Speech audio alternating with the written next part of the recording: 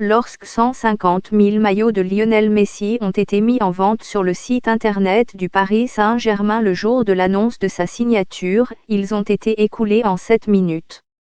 Le Paris Saint-Germain est déjà passé par là, lorsque Neymar a signé environ 4 ans plus tôt, mais on peut dire que même lui a été surpris par l'enthousiasme qui a accueilli l'arrivée de la superstar argentine Messi. Pour l'homme lui-même, cependant, il s'agit d'une expérience totalement nouvelle. Il a rejoint le FC Barcelone lorsqu'il était enfant, à l'âge de 13 ans. Aujourd'hui, à 34 ans, lui et sa jeune famille s'adaptent à une nouvelle vie dans une ville qu'il avait visitée pour la dernière fois en décembre 2019, lorsqu'il est venu chercher son 6e ballon d'or, un record. Dès qu'il a atterri en France en août, tout le monde au Paris Saint-Germain a fait de gros efforts pour qu'il se sente bien accueilli. Une réunion de groupe a été organisée au domicile d'Ander Herrera, où le joueur organisait un barbecue pour fêter son anniversaire, et Messi s'est senti soutenu dans le vestiaire dès le jour de son arrivée. Même l'ancien défenseur du Real Madrid Sergio Ramos, avec qui Messi s'est heurté à de nombreuses reprises en Espagne, n'a pas hésité à lui souhaiter la bienvenue. Avant de signer, il avait déjà discuté de cette possibilité avec Ángel Di María, Neymar et Leandro Paredes. Neymar est même allé jusqu'à lui offrir son numéro 10, ce que Messi a refusé, optant pour le numéro 30 qu'il portait adolescent lorsqu'il a fait ses débuts avec le Barça. Il a également été agréablement surpris par la chaleur de l'accueil qui lui a été réservé par Kylian Mbappé qui, soit dit en passant, parle parfaitement l'espagnol ainsi que par Marco Verratti, le joyeux drille de l'équipe. Les bons rapports que Messi a toujours entretenus avec Mauricio Pochettino, l'entraîneur du Paris Saint-Germain et son compatriote, sont une autre raison pour laquelle le transfert était attrayant. Ils se comprennent, parlent la même langue, au sens propre comme au figuré, et se sont parlé au téléphone juste après l'annonce du départ de Messi du FC Barcelone. C'est une relation qui ne date pas d'hier. Lors de son premier jour d'entraînement au Paris Saint-Germain, Sebastiano Pochettino, le fils du manager, a montré à Messi des équipements de gym. Messi a eu l'air perplexe, d'abord parce que cela l'a amusé que le petit garçon qu'il avait vu courir dans l'appartement de Barcelone lorsqu'il était enfant soit maintenant celui qui lui suggère un régime d'entraînement. Deuxièmement, il ne savait pas trop quoi faire de l'équipement. Oui, il les avait vus à Barcelone, mais on ne lui avait jamais demandé de les utiliser. C'est un autre exemple de changement pour Messi, mais sur le terrain, les choses sont plus familières. Depuis son premier match, une victoire 2-0 à Reims le 29 août, le Paris Saint-Germain a joué comme une équipe construite autour de lui. En attaque, il recherche d'abord ses courses en diagonale depuis l'aile droite, travaillant ensemble avec de petites passes avant l'injection finale de rythme à l'avant. Et Neymar a été plus qu'heureux de se reconvertir en ailier, jouant sur la gauche comme il le faisait avec Messi à Barcelone, au lieu d'être au centre de tout, comme il l'avait été jusqu'à présent au Paris Saint-Germain. Contre Manchester City en Ligue des Champions la semaine dernière, cependant, ce fut différent.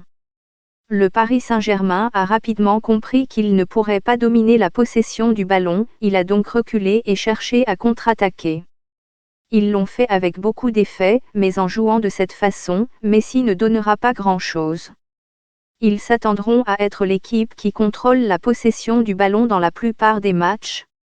Mais cela peut présenter un autre problème, un tel style profite davantage à Messi et Neymar qu'à Mbappé, car le Français a besoin d'espace pour courir. C'est une dynamique qui pourrait être difficile à équilibrer pour Pochettino. Les trois attaquants doivent également travailler plus dur sur le plan défensif. Lors des premiers matchs, on a pu constater que l'équipe avait tendance à se diviser en deux, les trois stars de l'attaque perdant le contact avec le reste de l'équipe. Le week-end dernier, ils ont perdu 2-0 à Rennes, leur première défaite de la saison en championnat, et ce sans cadrer le moindre tir. Avant cela, ils avaient remporté leurs 8 matchs de Ligue 1, dans l'espoir de reconquérir le titre conquis par Lille la saison dernière.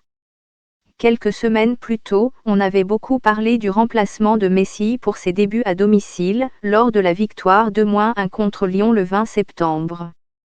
Mais les rumeurs selon lesquelles il aurait été stupéfait et déconcerté par son remplacement ne sont pas fondées. S'il est vrai que Messi veut jouer chaque minute de chaque match, Pochettino a pris la décision de le faire sortir car il savait qu'il avait ressenti une gêne au genou. Le manager se doutait que quelque chose n'allait pas, et son instinct s'est avéré exact puisque Messi a manqué l'entraînement des 2 jours suivants. L'engagement de Messi envers l'équipe n'a jamais été remis en question. Et s'il fallait une preuve, elle a été apportée lorsque, après avoir marqué un superbe but à la 74e minute pour sceller la victoire 2-0 contre Manchester City, il a endossé le rôle de chasseur de courant d'air dans un mur défensif. Lorsque le capitaine Marquinhos lui a demandé de le faire, ce poste est normalement occupé par Verratti, qui avait alors été remplacé, il n'a pas hésité. Voici un autre exemple illustrant la mauvaise interprétation de l'humeur de Messi par le monde extérieur. Alors que d'anciens joueurs de haut niveau ont choisi de s'offusquer en son nom et de parler d'une humiliation pour le grand joueur, Messi lui-même n'y a vu qu'une chose qu'il devait faire pour le bien de l'équipe. La défaite à Rennes mise à part, les seuls problèmes pour Messi sont survenus en dehors du terrain. L'Argentin n'a pas été impressionné par la révélation des détails de son contrat et de son salaire en première page du journal français L'Équipe. En Espagne, il a fallu des années pour que son salaire soit divulgué. En France, il a fallu moins de 2 mois bien que les informations soient considérées comme inexactes. À cela s'ajoute un feuilleton irritant qui se développe autour de la recherche par la famille Messi d'une propriété à Paris. La presse locale a souvent publié des interviews d'agents immobiliers et d'experts en immobilier qui décrivent de manière pontifiante le type de maison qu'ils cherchent à acheter. En Espagne, tout tournait autour du football et si l'on savait toujours où il vivait, on respectait la vie privée de sa famille. En France, il semble que l'histoire soit différente et il n'est pas heureux de cette intrusion, notamment parce qu'elle représente une menace potentielle pour la sécurité. Vivre avec sa famille dans un hôtel même s'il est extrêmement luxueux et spacieux est loin d'être idéal, même s'il faut reconnaître que Pochettino en fait toujours autant. L'objectif principal de la famille est de s'installer le plus rapidement possible, bien que cela soit plus facile à dire qu'à faire car il n'y a pas beaucoup de propriétés à Paris qui peuvent offrir le jardin et la vie en plein air qu'il appréciait dans leur maison de Castelldefels, dans la banlieue de Barcelone. Pour l'instant, ils se promènent occasionnellement dans les parcs proches de leur hôtel, toujours accompagnés d'un service de sécurité. Mais la recherche d'une maison est presque terminée, et Antonella, la femme de Messi, s'efforce de tout mettre en place. On ne saurait trop insister sur son rôle, non seulement en tant que compagne et mère de leurs enfants, mais aussi en tant que meilleure amie, confidente et, dans une situation comme celle-ci, élément fondamental pour que tout se passe au mieux. Messi a rencontré Antonella Roccuzzo, originaire de Rosario, alors qu'il n'avait que 5 ans. Elle est la cousine de son meilleur ami d'enfance, Lucas Scaglia, qui est également footballeur. Le couple, ensemble depuis 2008, est inséparable. Messi n'a pas hésité à dire que le plus difficile dans sa décision de venir à Paris a été d'en parler d'abord à sa femme, puis à ses en Antonella, il a son roc, le pilier qui maintient la famille forte et stable. Il est impensable qu'il ait pu envisager de partir sans le soutien total de son âme sûre et de ses enfants qu'il adore. Peut-être conscient de la notion selon laquelle le fruit ne tombe jamais loin de l'arbre, les 2 enfants aînés de Messi s'entraînent 2 fois par semaine avec les jeunes du Paris Saint-Germain, et Antonella s'en est chargée. Elle emmène également les enfants à l'école et les ramène chez eux, et consacre du temps à certains de ses projets personnels, parrainage, partenariats et contrats de sponsoring pour elle-même, tout en étant active sur les médias sociaux. Lorsque la famille regarde par la fenêtre de son hôtel, il y a de fortes chances qu'elle puisse apercevoir certains des nombreux supporters qui s'y rassemblent encore, même si la vague initiale d'euphorie s'est au moins calmée dans la mesure où les barrières mises en place pour tenir les hordes à distance ont maintenant été retirées. Mais la Messimania ne semble pas vouloir se calmer à Paris.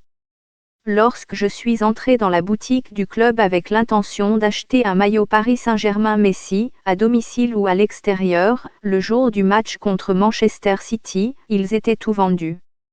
Son but lors de ce match et la promesse de beaucoup d'autres à venir signifient que nous devrions être en train de vivre un grand moment.